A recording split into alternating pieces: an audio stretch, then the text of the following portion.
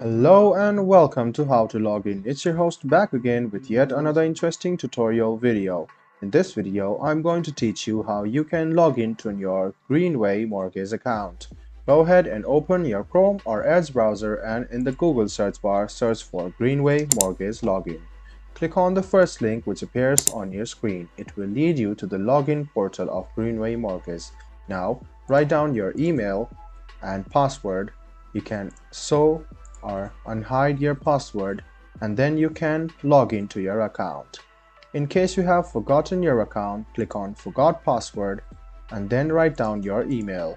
Now click on Forgot Password and a verification mail will be sent to your mail. This way you can recover your password quite easily. And if in case you don't have an account, click on Apply Now and then you can create an Greenway Mortgage account for yourself.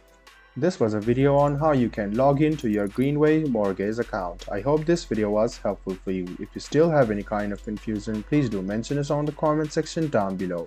Like the video, subscribe to the channel and do hit the bell button for more. Hope to see you in the next video as well.